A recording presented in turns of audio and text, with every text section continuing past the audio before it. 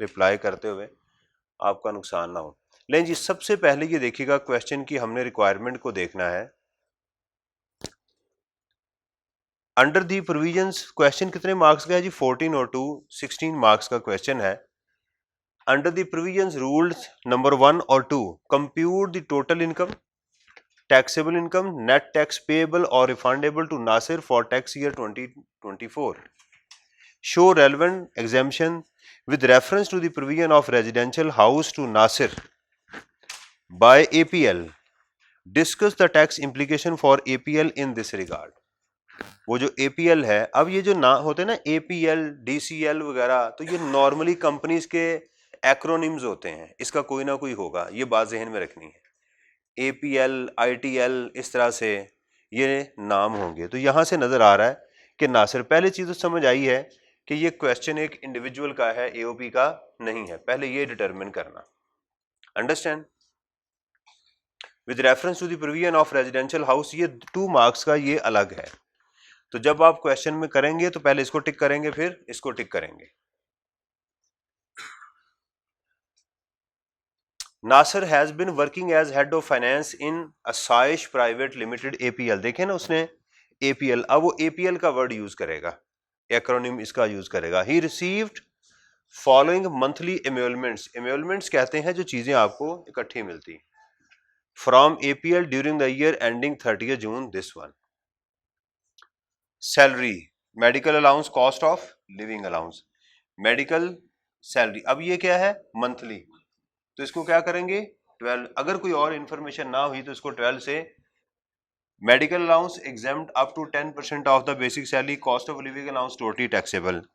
In addition to the above, APL also provided him the following benefit. अगर इस medical allowance के साथ इसको कोई फैसिलिटी दे दी गई तो ये टोटली टैक्स, इसकी एग्जेम्पशन खत्म कर दी जाएगी जी। Residential house owned by APL for no rent, उसको घर दिया गया फॉर नो रेंट, उससे कोई किराया नहीं लिया गया। क्या है? अकोमोडेशन। अकोमोडेशन का रूल क्या है? 45% ऑफ द बेसिक सैलरी और fair market value of the rent. The fair market value of the rent was 300,000 per month. तो ये दोनों, अगर ये लिमिट ना होती तो फिर हम सिर्फ 45% ले लेते। Company maintained car, the car was acquired on lease. Lease, जैसे ही उसने कहा गाड़ी जो एम्प्लॉय को दी गई वो लीज पे है, तो fair market value. APL on 1 जुलाई 22 को ली गई थी, राइट? हमारा साल शुरू हो रहा है 1 जुलाई 23 को, ये उससे भी 1 साल पहले गाड़ी ली गई थी। At an annual rental of ₹1.1 million. The fair market value of the car was this and this were this. कहता है जब गाड़ी हमने ली थी उसको 40 लाख की थी, लेकिन 2023 को 60 लाख की इसकी मार्केट वैल्यू। 3 फिगर्स गिवन है, 1, 2 और 3। ये एम्प्लॉय को गाड़ी दी गई है। इन तीनों में से आपने कोई एक फिगर पिक करनी थी जिसको मल्टीप्लाई करना था। क्या लीज के साथ मैं इसको लूं या इसको लूं? 4 मिलियन को। रेंटल मेरे लिए रेलेवेंट, रेंटल उस वक्त ली जाएगी अगर गाड़ी रेंट पे ली गई है, ऑपरेटिंग लीज पे है, रेंट कार वालों से ली गई है। ये तो फाइनेंस लीज पे है ना, बाय कर ली है, अक्वायर्ड, तो ये रेलेवेंट है क्योंकि जिस दिन आपने अक्वायर की थी वो डेट रेलेवेंट है। तो एक, ये दोनों फिगर हमारे लिए क्या है? इररेलेवेंट है। Respectively 70% of the car is use for office purpose, while 30% use for the personal purpose. देखें लॉ ने हमें ये परसेंटेज नहीं दी हुई, लॉ ने हमें कोई परसेंटेज, उसने कहा फॉर बोथ यूज। तो इसका बेहतरीन इलाज वही है कि आप बोथ यूज के लिए क्या करें, उसका जो 5% है वो लेके उसकी ऐड कर दें। ये परसेंटेज उसने आपको डिसीव करने के लिए दी है, हम उसको कंसीडर नहीं करेंगे। 250 litre of fuel every month, the average petrol price during the year was ₹180। Fuel भी उसको दिया गया है। अब इस फ्यूल का ट्रीटमेंट क्या है देखिएगा जरा। नॉर्मली गाड़ी के साथ ही फ्यूल मिलता है, जब कहते हैं ना company maintained car, company maintained car, तो साथ fuel, lubrication change, repair, maintenance सब कुछ शामिल होती है, फिर हम उसका 5% उसकी सैलरी में ऐड करते हैं। अब ये जो 250 लीटर फ्यूल उसको दिया गया है और ऊपर बताया गया है, इसकी हमें अजम्पशन लेनी पड़ेगी, एग्जाम में लिखना पड़ेगा क्या ये गाड़ी का हिस्सा था या अलग था, क्या ये उसके अलावा था या अलग था। फिर देखिएगा, ये उसको दिया गया है, सवाल ये है कि उसका बेनिफिट है या नहीं है। अगर तो ये बिजनेस के लिए है, अगर तो ये बिजनेस के लिए तो मैं एग्जाम्प्ट कर दूंगा, वो नजर आ रहा है क्योंकि बिजनेस के लिए नहीं, ऊपर उसको गाड़ी मिली हुई है, ये मैं इसको अज्यूम कर लूंगा कि ये उसके पर्सनल यूज के लिए था और लॉ ने पेट्रोल को कहीं पर एग्जाम्प्ट नहीं किया हुआ, इसलिए मैं इसको करूंगा इसकी सैलरी का हिस्सा बना दूंगा। फॉर एवरी मंथ, ये देखिएगा एवरी मंथ, तो इसको मल्टीप्लाई करूंगा 180 से, उसको 12 से मल्टीप्लाई करूंगा। Reimbursement of car maintenance expenses up to 20,000 per month during the year, APL reimburse 150 to him in this respect, right. और उसको कार के जो एक्सपेंसेस थे उसको क्या कर दिए गए, वापस कर दिए गए। उसकी reimbursement of car maintenance expenses, वो कार को मेंटेन करता था और उसको एक्सपेंसेस वापस भी कर दिए गए। देखें, अब जरा ये देखिएगा, देखें सिर्फ हालात का फर्क है। गाड़ी जब कह दिया गया मेंटेन्ड, तो उसके तमाम अखराजात किसके पास हैं, कंपनी के पास। अब ये गाड़ी मेंटेन कंपनी वाले करवा लें, राइट, या इंप्लॉय कर ले और कंपनी उसको पैसे वापस दे दें। ये पेट्रोल कंपनी वाले दिलवा दें या इंप्लॉय दिलवा दें और कंपनी उसको पैसे वापस कर दे, बात तो एक ही है। तो इसका मतलब यहां से मुझे ये बात समझ आ रही है कि ये इंप्लॉय का कोई फायदा नहीं है। क्यों? क्योंकि ये जो गाड़ी ऊपर आ रही है ये वाली, ये लॉ कहता ही यही है, कंपनी मेंटेन्ड कार, उसकी वैल्यू का जो आप 5% उसकी सैलरी में ऐड कर रहे हैं, ये इन तमाम चीजों को कवर कर रहा है। गाड़ी की डिप्रिसिएशन को, गाड़ी के यूज को, पर्सनल यूज को, उसकी जनाब पेट्रोल को, उसके डीजल को, उसकी मेंटेनेंस को, हर चीज को कवर कर रहा है। तो इससे ये पता चला कि ये जो रीइंबर्समेंट है ये उसका कोई अलग expense. Health insurance for Nasir and his dependent, ये क्या चीज है, मेडिकल फैसिलिटी। ये क्या है, मेडिकल फैसिलिटी उसको प्रोवाइड की गई है। अंडरस्टैंड, तो जब मेडिकल फैसिलिटी प्रोवाइड कर दी जाए तो मेडिकल अलाउंस क्या होता है, टोटली हो जाए। As per the terms of the employment for this purpose, APL is paying annual insurance premium of this. The insurance company incurred expenses of this on this. भाई हमें इस बात से सिर्फ एक बात समझ आ रही है कि उसको मेडिकल फैसिलिटी दी गई है, ये कंपनी प्रोवाइड कर दे, राइट, हॉस्पिटल से जाके कर दे, रीइंबर्स कर दे, थर्ड पार्टी को कह दे, मुझे पता चल गया कि आपको जो है वो अंडर द एग्रीमेंट आपको प्रोवाइड कर दिया गया है। फाइन, समझ आ रही है जी। अच्छा देखें, एक चीज आपने नोट करनी है, ये कोई नई चीज नहीं है, ये आप पढ़ चुके हुए हैं। उसने एक सिचुएशन क्रिएट की आपके सामने, आपने उस सिचुएशन को हैंडल करना था। हो सकता है कि आपके पास जो सोल्यूशन हो वो ए अजम्पशन के साथ हो, उसका बी अजम्पशन के साथ हो। मैं आप नोट कर ले, मैं बाद में बताता हूं। आप ad hoc relief allowance equal to 1 month basic salary keeping with the increase in the inflation, इसका एक और नाम भी है डियरनेस अलाउंस। इन्फ्लेशन को कवर करने के लिए जो अलाउंस दी उसको डियरनेस अलाउंस भी कहते हैं। क्या लॉ ने कहा है कि एम्प्लॉय को कमीशन दे दी जाए, कुछ एग्जाम्प्ट होगी, कुछ ट्रीटमेंट बताया, को बताया नहीं बताया ना, तो ये क्या होगा, टैक्सेबल हो जाएगा उसके लिए। Nasar incurred a monthly expenditure of 20 from July to November while working for home under the Covid guidelines issued by APL management. Nasir ने खर्चा किया, कोविड आ गया, राइट, और नासिर को जुलाई, अगस्त, सितंबर, अक्टूबर, नवंबर में घर से काम करना पड़ा और उसने 20,000 मंथली एक्सपेंस उसने खर्च किया। क्या किया उसने, या अगर सिर्फ इतनी बात हो तो सैलरी में कोई एक्सपेंस अलाउ होता है, नहीं होता, सैलरी में कोई एक्सपेंस अलाउ। अच्छा, अगली बात कि अगर ये पैसे उसको वापस कर दिए जाते घर में काम करने की वजह से, तो ये टैक्सेबल होते हैं, क्योंकि लॉ ने ऐसी कोई एग्जाम्पशन कि आप घर बैठ के काम करेंगे तो आपको पैसे ज्यादा मिलेंगे, ऑफिस आएंगे तो कम मिलेंगे, जो भी पैसे मिलेंगे वो टैक्सेबल होंगे। Criteria, withholding tax deducted by APL, इसका ताल्लुक किसके साथ है? 45 लाख का टैक्स के साथ। अभी तक जितनी बातें पढ़ी उसका ताल्लुक इनकम के साथ था। अदर इंफॉर्मेशन, साल के दौरान he got married and receive 1 million in cash as a gift from various relatives. अगर आपको relatives and friends including 400,000 from his parents. In addition, his parent gifted him a car worth rupees 5 million. Gift को सोचें, right देखें यहां पर उसने relatives and friends, लेकिन उसने सिर्फ आगे जाके पेरेंट्स का 4 लाख रुपया बताया। अंडरस्टैंड? तो बाकी फिर हम अज्यूम कर लेंगे कि बाकी कोई और रिलेटिव इसमें शामिल नहीं है, बाकी पैसे किससे हैं? फ्रेंड से। एक होता फ्रेंड, एक होता फ्रेंड, राइट, जो एक्सपेक्ट कर रहा होता है कि आप मेरी शादी पे भी आओगे तो वापस करने हैं पैसे। ठीक है, ये नजराना है, आपने वापस करना है। समझ आ रही है? ये चीज है, ये क्लियर हुई बात। उसके पेरेंट्स ने उसको एक कार भी गिफ्ट की है 50 लाख रुपए की, वालदैन ने। अच्छी बात है, ससुराल ने नहीं की।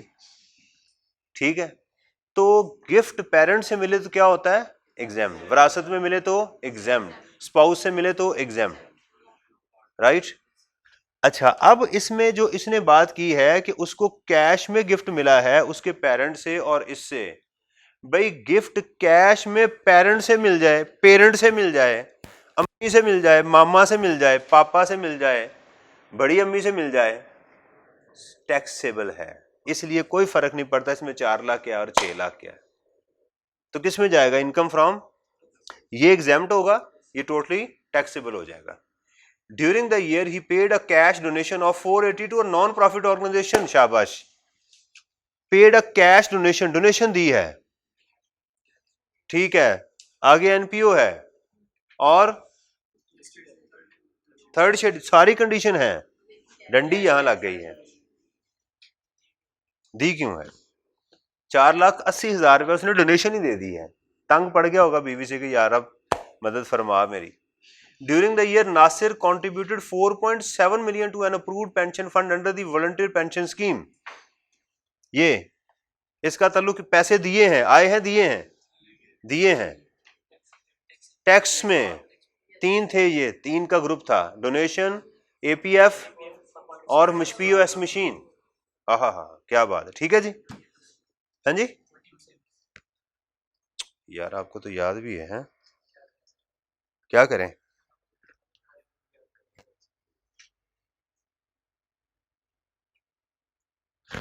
ले जी, अब मैं सवाल करूंगा, आप अपना किताब खोलेंगे और हम इसको सॉल्व करेंगे। मैं पानी पी लूं, रोकिएगा मैं। ये पॉज होता है कैमरे में, पॉज हो जाता है। वो मैं ऊपर खप गया, उसको क्या कि पॉज किया करो, कहता है ये बंद ही होता है। ये क्या हाल है सर? ठीक ठाक है।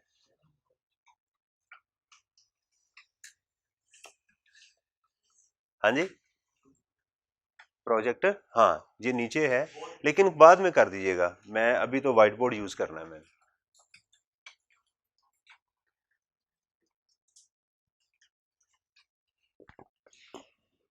ये आप ना बाकी कैमरामैन को भी इसे बताएं कि ये पॉज हो जाती है। मैंने उसे कहा था कि भाई ये मेरे दिमाग काम नहीं इस बात को करता कि आपके पास यानी कोई 15-20 लाख रुपए की चीज हो और उसमें पॉज की ऑप्शन ना हो।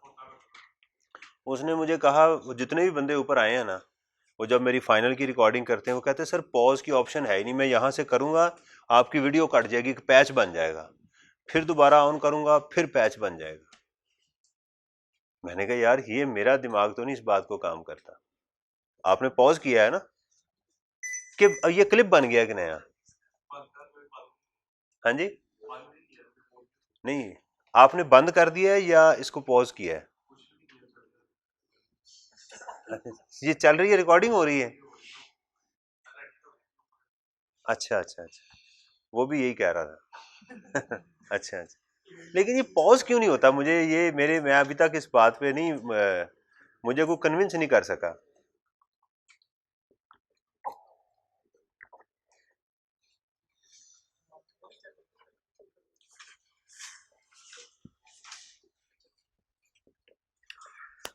या शायद इसका चेक हो। लें जी, क्या नाम है जी उनका?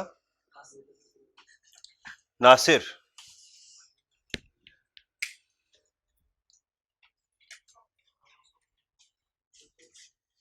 नासिर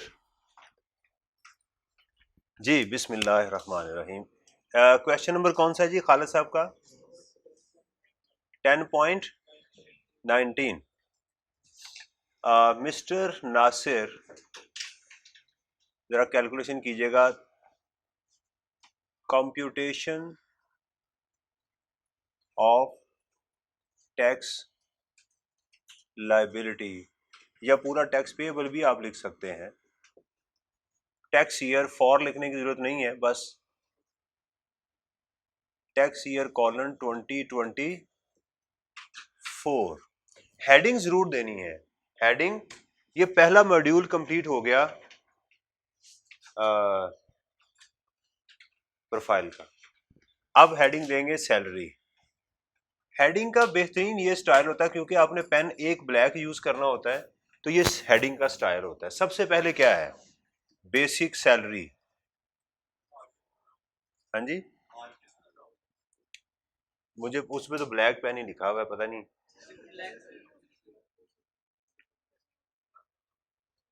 जी, कितनी है salary?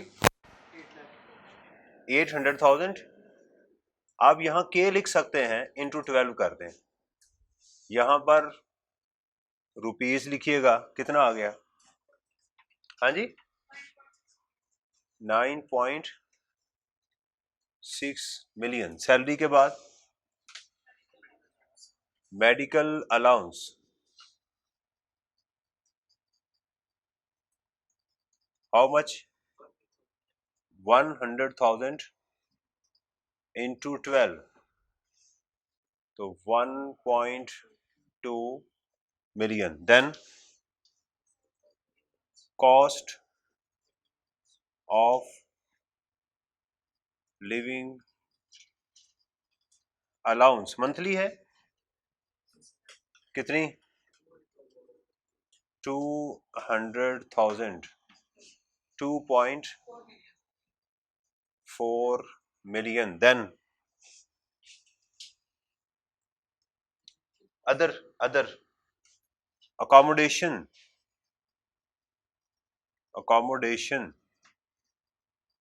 that is 45% of the basic salary. अच्छा, एक चीज जरा नोट कर लीजिएगा, मैं आपको बता दूं, यहां पर भी रेंट की तरह ही इसको कंपेयर करना होता है, विच एवर इज हायर। लेकिन ऐसा पॉसिबल है एग्जाम में कि आपको ये वाला पूरे साल के लिए सैलरी मिले, घर उसको 6 माह के लिए मिले, तो इसको फिर 6/12 और एनुअल रेंटल भी उसको उसी तरह करना है। ये बात जहन में रखनी है। जो भी एसेट आपको मिला नहीं है, आपको यूज के लिए दिया गया है, कोई भी एसेट, उसकी कैलकुलेशन टाइम के साथ होनी चाहिए। जो एसेट ट्रांसफर कर दिया जाए उसके ऊपर कभी भी टाइम नहीं लेना। जो एसेट ट्रांसफर कर दिया जाए उस पर आपने नहीं कंसीडर करना। इसको क्या आएगा जी? 4 और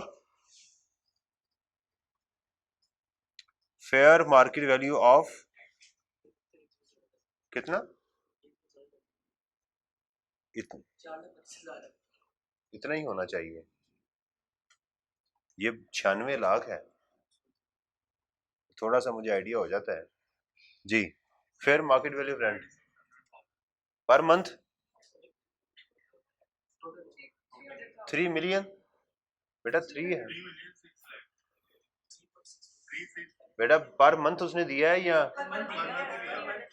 तो बेटा वो जो, अगर उसने जो कैलकुलेशन हम देखें, उसने तो 36 लाख नहीं ना दिया हुआ। तो जो आप फिगर लिख रहे हैं, अगर देखें ना, इनमें से कोई फिगर एग्जाम में गिवन नहीं है, तो मैंने उसकी वर्किंग तो शो करवा रहा हूं ना।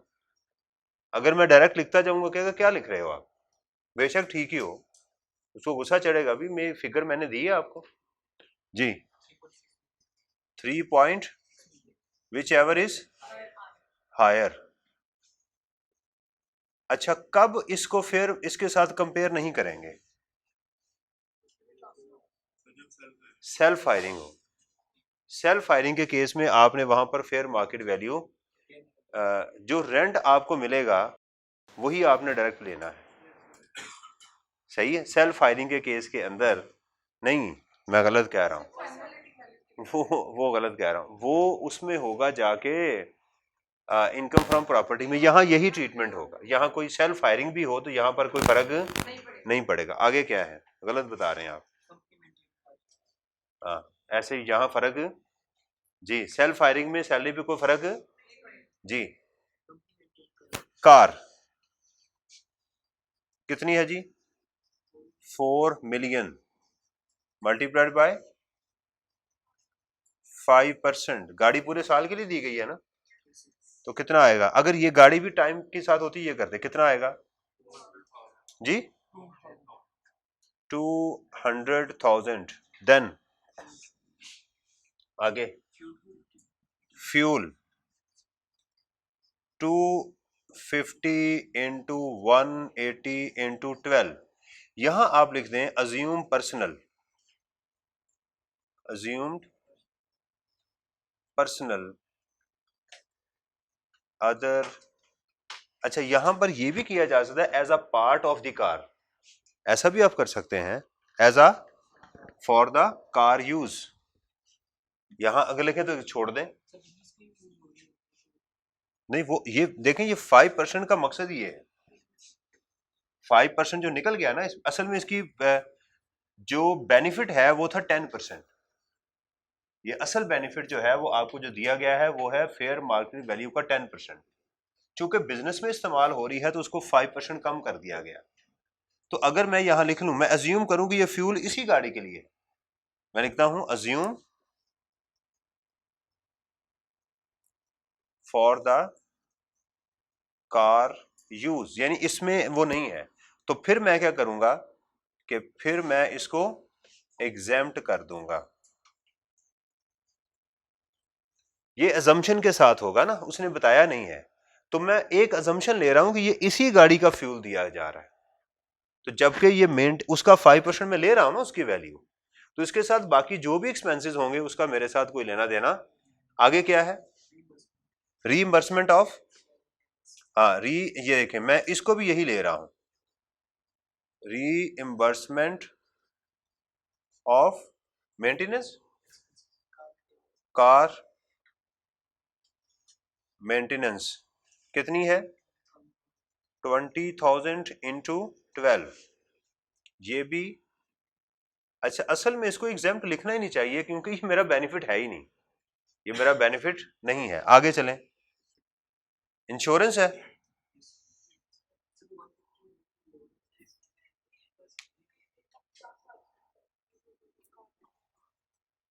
देखिए गाड़ी के लिए जो भी उसने मुझे खर्चा दिया है ना, मेरा खर्चा कुछ हुआ है, उन्होंने कुछ किया है, मेरा इसके साथ कोई लेना देना नहीं है।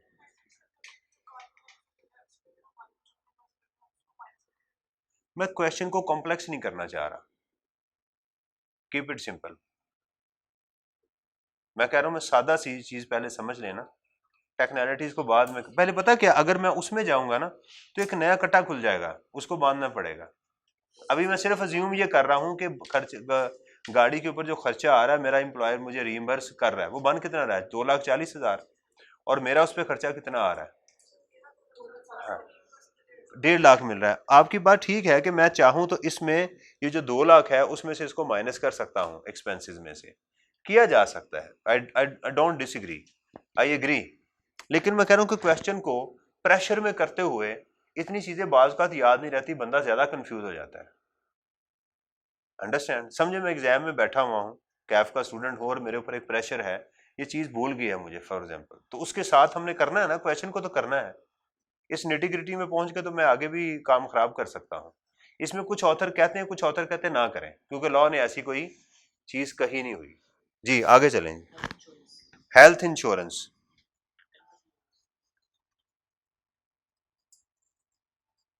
देखें, health insurance as a part of my employment है। मैंने खुद कहीं हेल्थ इंश्योरेंस ली हुई है, एम्प्लॉयमेंट के अंदर नहीं है। देखें, ध्यान कीजिएगा, मेरी कंपनी को मैं कहता हूं तुम मेरे पैसे दे दिया करो, तो ये मेरी सैलरी कहलाएगी। दोनों में फर्क बहुत है, बहुत फर्क है। मैंने खुद कोई प्राइवेट इंश्योरेंस ली हुई है, मैं अपनी कंपनी को कहता हूं ये पैसे भी तुम दोगे, वो कहता है मेरे आपके साथ तो ऐसा कोई एग्रीमेंट नहीं है ना, तो मैं, ये तुम्हारी सैलरी होगी। फिर अंडर द एग्रीमेंट है, ये क्या है, अंडर द एग्रीमेंट है। तो आपको मेडिकल फैसिलिटी इंश्योरेंस की शक्ल में मिल जाए, रीइंबर्समेंट की शक्ल में मिल जाए, हॉस्पिटल की शक्ल में मिल जाए, जिस शक्ल में मिले वो क्या है, एग्जेम्प्ट है। Health insurance exempt. हो सकता है सोल्यूशन को देखेंगे तो उसमें कोई डिफरेंट ट्रीटमेंट दिया हो, उसको भी चेक कर लेंगे जी। और नहीं, वो हमारा और डियरनेस अलाउंस, अच्छा, ad hoc payment, 1 month salary, 1 month salary है ना, 8 लाख रुपए की।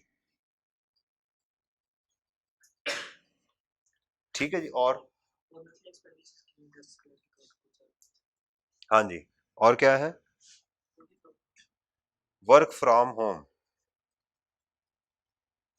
वर्क फ्रॉम होम कितना है, 20,000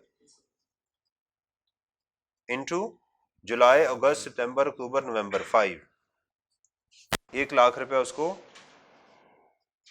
ये भी मिला हुआ है। ये यहां तक नजर आ रहा है जी ये,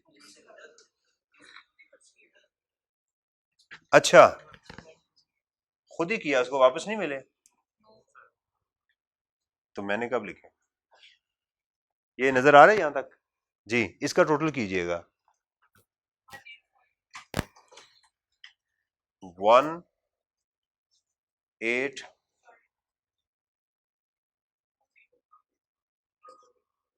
ये आपको ऐसे बोलना चाहिए, 1,852,000,000। ये आ गई जी टैक्सेबल सैलरी।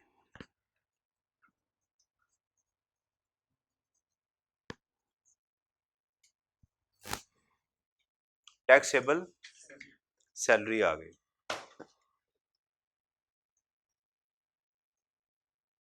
ये जो अंदाज है ना, ये सादा सादा अंदाज है, सादा पे नहीं है जैसे, ये सादा अंदाज है कि मैं चीज़ों को लेके एक फ्लो में चल रहा हूं ताकि मेरा क्वेश्चन कंप्लीट हो जाए और पेपर भी कंप्लीट हो। अब सैलरी के बाद देखें, सोचना है इसमें रेंटल इनकम है कोई, income from property, 4 fixed deposit वगैरह, business, disposal of assets, income from other sources, yes. अब उसको देखेंगे, इनकम फ्रॉम अदर सोर्सेज। ये अदर सोर्स ऑफ इनकम नहीं है, इसका नाम अदर सोर्स ऑफ इनकम, ये है इनकम फ्रॉम अदर सोर्स। जितनी अच्छी टर्मिनोलॉजी इस्तेमाल करेंगे उतना ज्यादा आपका होगा। क्या क्या दिया है जी, दिखाएं। सबसे पहले उसकी शादी हो गई है, शादी पे कोई टैक्स है, सिर्फ इतना बताया फलां बंदे ने शादी करवा ली है, तो ऐसा तो नहीं है ना, ये इवेंट तो हुआ है ना, शादी हुई, गॉट मैरिड, टैक्स इम्प्लीकेशन बताएं। उन्हें कि बीवी का मिलना ही बस ये उसके लिए काफी है, इंशाल्लाह ताला टैक्स वाले मिल जाए, बीवी मिल जाए, कोई मसला नहीं है, वो भी इंशाल्लाह इसकी तबीयत साफ कर देगी। टैक्स एफबीआर वाले भी पैसे लेते हैं, आपकी जोजा मुहतरमा भी आपसे पैसे लेगी, वो भी आपको उसके पास कोई खास फायदा नहीं देते, राइट, यहाँ से भी मजीद आपको पैसे देने पड़ेंगे। आगे चलें जी, ये भी एफबीआर, ये बीवी भी क्या है, एफबीआर जी। चलें जी, कहाँ से मिला है ये, gift in cash, gift in cash 1 million, comma जरूर लगाना है मेरे लाल, कॉमा जरूर लगाना है हर 3 के बाद। आप देखें कहीं पर भी मैं कॉमा नहीं छोड़ रहा, इसको सिंगल लाइन से क्लोज करना है। और आगे क्या है, और नहीं वो छोड़े ना, वो तो हो गया। आगे है कार मिली है ना, ठीक है ना, गिफ्ट ऑफ कार 5 मिलियन का। ऐसे माँ बाप के घर पैदा हुआ करें, आप कहाँ पैदा हो जाते हैं।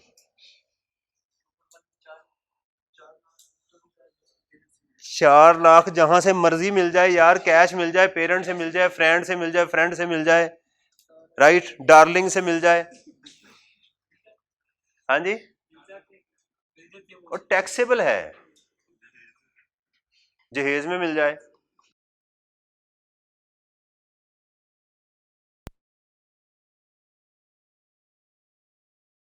देखिएगा, चल गई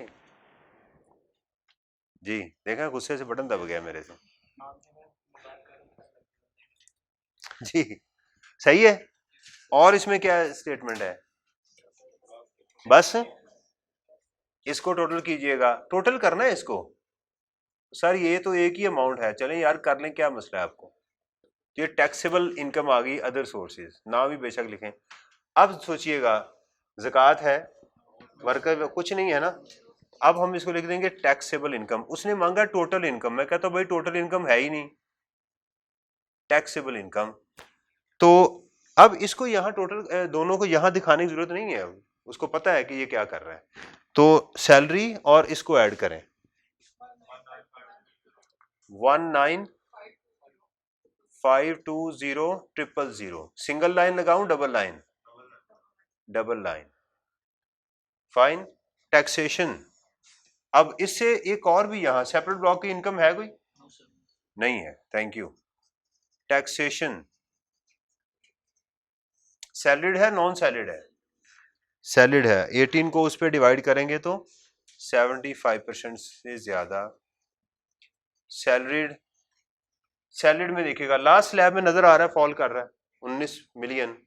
तो क्या लिखा है, 765 या 10,95,000, 10,95,000 plus 35% of the amount 9.52 million minus 6 million. क्या आंसर आ रहा है,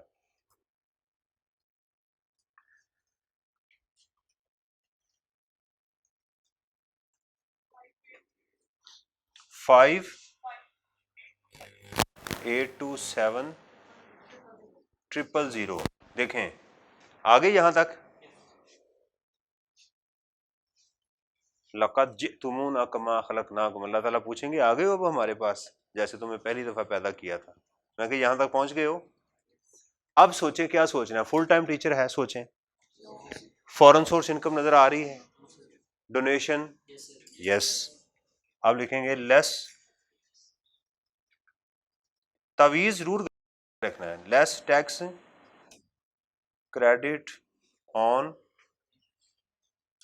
फार्मूला पहले लिखें, tax divided by taxable income. हाँ जी, कैश इन कैश, राइट। आपने ड्राई दिया है मुझे, less tax credit on contribution in APF. अब तो मसला नहीं है, लिख दूं अब, tax divided by taxable income 5827,000 divided by 19,52,000 multiplied by कितनी अमाउंट है, 4.7 मिलियन। इसका 20% से ज्यादा, इसका जरा लें 19.52 का 20% लें, गलत है ना, यानी ये अमाउंट ज्यादा है ना 20% से। तो क्या करेंगे, हम लिखेंगे 20% ऑफ 19.520000 क्या आ रहा है, 390। बेटा फिर आप मेरा ना 3 बोला करें, 904,000, ठीक है। और 4.7 मिलियन, यहां लिखेंगे 3904000 देखें, अगर ये अमाउंट इसके लिमिट के अंदर होती तो मैं सिर्फ लिख देता। ऐसे बेशक हर क्वेश्चन में कर लें, नो इशू, हर क्वेश्चन में लिमिट लिख दिया करें, कोई मसला, विच एवरेज लोअर यहां डाल दिया करें, ठीक है। दूसरा अंदाज क्या है कि आप सिर्फ विद इन लिमिट्स, कि जो अमाउंट मैं लिख रहा हूं ये विद इन, ये मैंने इसलिए लिखी है क्योंकि मुझे एग्जाम में ये वाली फिगर गिवन थी, तो ये कहां से आई, मैंने उसकी कैलकुलेशन शो की है। अगर यहां 30 लाख होता तो मैं 30 लाख लिख के यहां ब्रैकेट में लिख देता विद इन लिमिट्स, तो उसकी चूंकि मैंने कैलकुलेशन कोई नहीं की तो उसको समझ आ जाती कि is a very gentleman, gentleman दी लालटेन जी, इसको शाबाश, अब समझ आ गई आपको। 1,165,400 स्टेप लेना है क्योंकि एडवांस टैक्स से पहले स्टेप होता है। देखें, फुल टाइम टीचर से पहले स्टेप, फॉरेन टैक्स क्रेडिट के सॉरी फुल टाइम टीचर के बाद स्टेप, फॉरेन टैक्स क्रेडिट के बाद स्टेप, डोनेशन, एपीएफ, पीओएस के बाद स्टेप, फिर इसमें अच्छा, अब यहां पर जब आपने पहुंचना है तो सोचना है सेपरेट ब्लॉक, यहां सोचना है सेपरेट ब्लॉक का टोटल कीजिएगा, इसमें से ये माइनस करना है 4,661,600। मेरे पास जगह नहीं है, आप यहां लिखिएगा टैक्स लाइबिलिटी, ये है टैक्स लाइबिलिटी, ये क्या है टैक्स लाइबिलिटी। इसमें फिर सेपरेट ब्लॉक की, ये है टैक्स लाइबिलिटी अंडर एनटीआर, इसमें सेपरेट ब्लॉक की करेंगे वो टोटल टैक्स लाइबिलिटी आ जाएगी, ये tax liability excluding separate block. फिर क्या करेंगे, ऐड करेंगे टैक्स लाइबिलिटी दूसरी, तो इसमें हम अब लेस कर देंगे एडवांस टैक्स, एडवांस टैक्स किस पे है, सैलरी पे। मैं जगह बचा रहा हूं, एक तो मेरा व्हाइट बोर्ड खत्म हो रहा है, दूसरा मैं इसके आगे क्योंकि आइटम ही एक है तो मैं लिख देता हूं 4.5 मिलियन, पॉजिटिव आ गई, इसको डबल लाइन से क्लोज करके मैं लिखूंगा 161, पॉजिटिव है नेगेटिव है, तो लिखूंगा टैक्स पेएबल, ब्रैकेट में लिख दिया करें विद रिटर्न, विद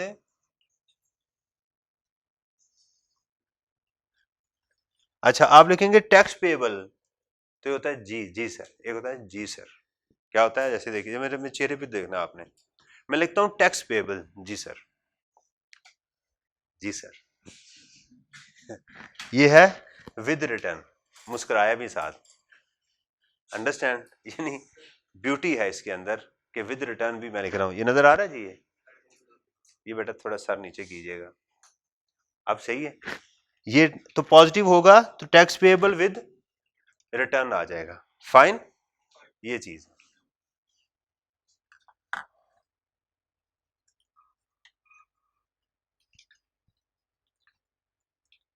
क्वेश्चन कर लिया,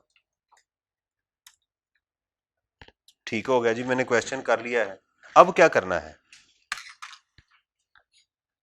अब इस क्वेश्चन को करना है बंद, क्वेश्चन पे क्वेश्चन नहीं करते,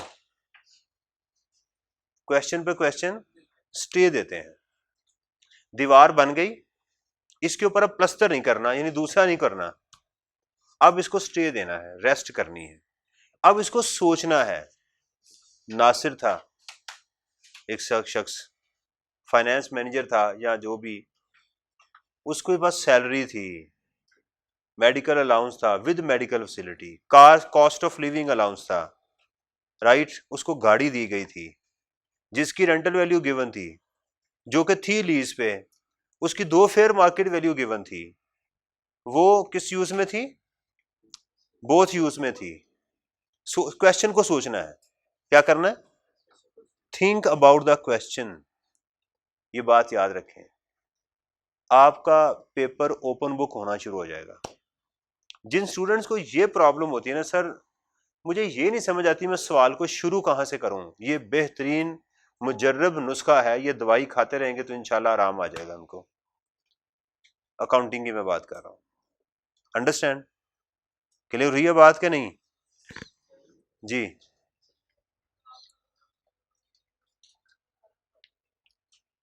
मैं आपको जरा ना एक दफा सॉल्यूशन भी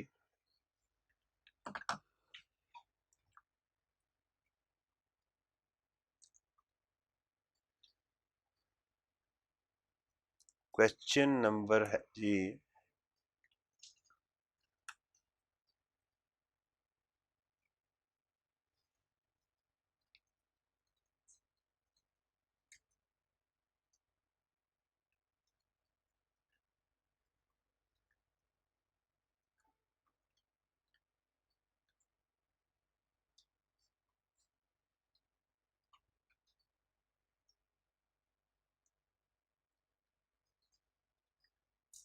ये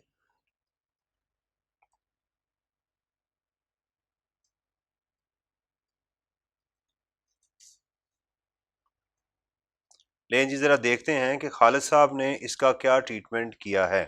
अपना सोल्यूशन देखें, मैं वन बाय वन अब इसको टैली करता हूं। जो आपका सवाल पूछ लीजिएगा, सबसे पहले बेसिक सैलरी फाइन, हमारा आंसर के साथ टैली कर रहा है। मेडिकल अलाउंस टैली कर रहा है, cost of living allowance tally कर रही है, अकोमोडेशन ठीक है टैली हो गया। आगे खालिद साहब ने फ्यूल, कार और ये तीनों चीजें एग्जेम्प्ट कर दी हैं अल्हम्दुलिल्लाह, 1 2 3 exempt, very good.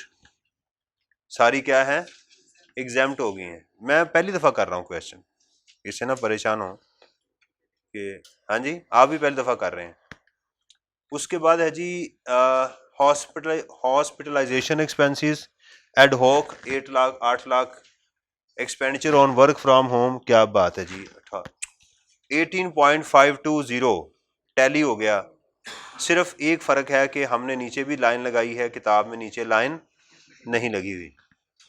Income from other sources, हाँ हाँ क्या बात है, टोटल हो गया हमारा 19.520, वेरी गुड भाई। टैक्सेबल इनकम के नीचे हमने डबल लाइन लगाई है, उधर एक लाइन यहाँ भी कम है, हमने ज्यादा लगा दी है। टैक्सेबल सैलरी 5827 है, ओहो वेरी गुड भी वेरी गुड। और डोनेशन कोई ट्रीटमेंट नहीं है, और rebate on approved pension fund ये भी है, हमने पैरेंथेसिस लगाई हैं, किताब में पैरेंथेसिस नहीं है। 1165,400 वेरी गुड। और टैक्स पेएबल विद रिटर्न लिखना था, राइट।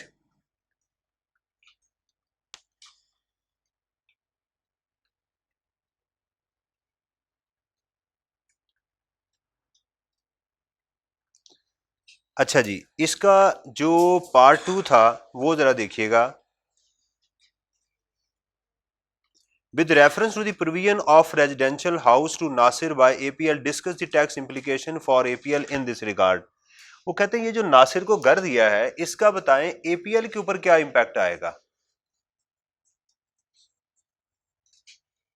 कंपनी के ऊपर क्या इंपैक्ट है। देखें हमने पढ़ा था, देखें मैं आता हूं जरा, रेंट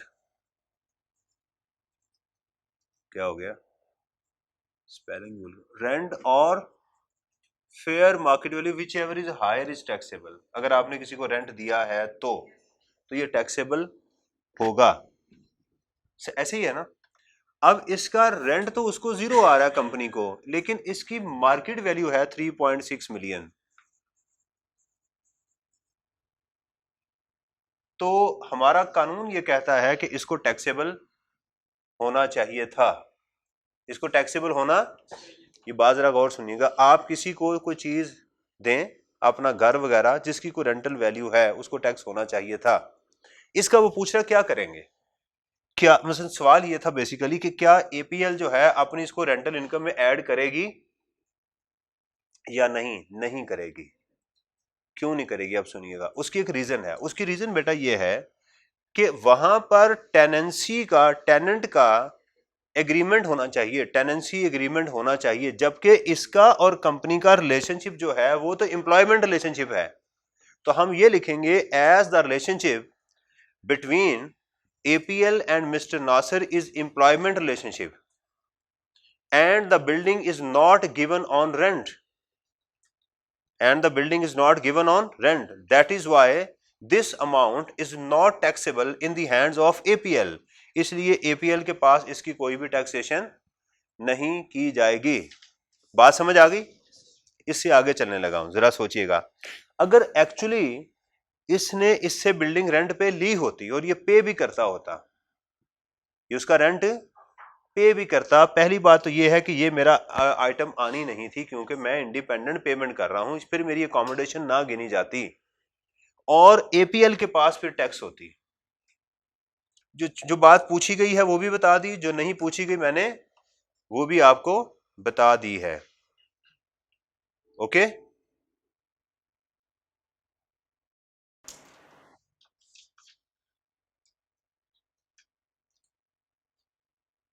असाइनमेंट लिखिएगा मार्च 22 का क्वेश्चन असाइनमेंट। अच्छा, आज के बाद हमारी तैयारी फाइनल के लिए शुरू हो गई, final in September we are, अब हम तैयारी शुरू कर रहे हैं। देखिएगा आज की असाइनमेंट क्या है, क्वेश्चन खालिद साहब का 10.18 मार्च 22। फाइन। नंबर 2, सेल्स टैक्स की रिवीजन स्टार्ट होने लगी है, right, till change of tax rate. Sales tax में आपने क्या करना है, सबसे पहले रेट याद करना है 18%, 4% फर्दर टैक्स कहां लगना है, वो कहां नहीं लगना वो भी याद करना है, एक्सेप्शन। फिर टैक्स कब पे किया जाएगा, अगली वो जो 2 इलस्ट्रेशन है उसको जरूरत नहीं है, वो मैं आपको करवा चुका हूं, वो आपके एग्जाम में हिस्ट्री नहीं पढ़नी, किताब के अंदर हिस्ट्री नहीं पढ़नी, राइट। आपने आगे जो याद करना उसमें who are required to be get registered, what is meant by cottage industry, right, who are tier 1 retailer, वो आगे जाएगा लेकिन आपने पहले याद कर लेना है, राइट। क्या क्या चीजें याद करनी है इसमें, tax rate plus further tax. देखें एक चीज मैं आपको बता दूं, मेरा स्टूडेंट न्यूमेरिकल में नहीं मार खाता, नॉर्मली थ्योरी वीक कर जाता है। मुझे इस बात पे फख्र है कि मेरा स्टूडेंट न्यूमेरिकल में नहीं मार खाता, बल्कि दूसरों को न्यूमेरिकल करवाता है ये, अल्हम्दुलिल्लाह। अब इंशाल्लाह मेरा ये चैलेंज है, फर्दर टैक्स और फर्दर टैक्स की एक्सेप्शंस ये आपने इसमें करनी है, और इसके अलावा कि आपने who are required to be registered, who are required to be registered, right. फिर इसमें कॉटेज इंडस्ट्री और उसकी डेफिनेशन। अच्छा, मंडे से अब हमारी प्रैक्टिस जो है वीकेंड पे होगी, मंडे से बिजनेस स्टार्ट होगा, उसके नोट्स दूंगा, उसकी कॉपी लेके आइएगा क्लास के अंदर, मैं व्हाट्सएप ग्रुप में उसको मैं सेंड कर दूंगा, शेयर कर दूंगा, वो लेकर आनी है। प्रैक्टिस किताब से करते जाएंगे लेकिन मैं बिजनेस सारा अपने नोट से करवाऊंगा। Okay, cottage industry, tier 1 retailer, taxation of tier 1 and other retailers,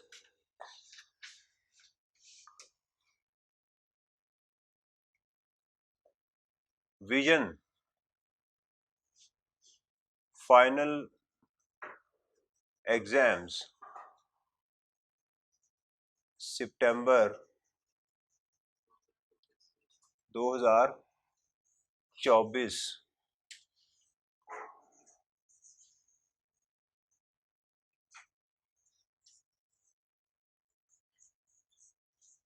सही है, और इसमें टीयर 1 का आगे जाके पढ़ना है, टीयर 1 रिटेलर कौन है, उसकी टैक्सेशन कैसे होगी, फिर टीयर 1 रिटेलर के साथ इंपैक्ट ऑफ पीओएस मशीन, उसका क्या होगा, अदर रिटेलर्स की टैक्सेशन कैसे होगी, इसका बिजली का बिल आएगा, राइट। कॉटेज इंडस्ट्री से क्या मुराद है, कॉटेज इंडस्ट्री में क्या इंपैक्ट आएगा, and change of tax, change of tax, targeted, अब हम टारगेट कर रहे हैं, अब वी आर हेडिंग, इसको इंग्लिश में बोलते हैं वी आर हेडिंग, अब हम फाइनल की तरफ मूव कर रहे हैं। 2 महीने हमने तैयारी करनी है, अब इतना टाइम काफी, आप परेशान थे सर तैयारी कब शुरू करेंगे, 2 महीने काफी हैं, राइट। अब आज से इंशाल्लाह हमारी प्रेपरेशन फाइनल शुरू हो गई। क्वेश्चन 1 करना लाजमी, राइट। कोशिश करूंगा कल मैं आपको रिवीजन में 3 से 4 क्वेश्चन और करवाऊं, राइट। 3 से 4 क्वेश्चन करवाऊंगा, 3 से 4 क्वेश्चन असाइनमेंट में दूंगा जी। कल 9 से 12:30 बजे तक क्लास होगी इंशाल्लाह वज़्ज़ल। अल्लाह ताला ने सेहत तंदुरुस्ती दी तो ये लाजमी होगी, सही है। छुट्टी नहीं मेरा लाल मारनी, छुट्टी करनी नहीं है, छुट्टी को मारना नहीं है बल्कि मारना है छुट्टी को, है ना। क्वेश्चन मैं आपकी जगह होता तो इसको मैं घर जाके पहले खुद करता एक दफा,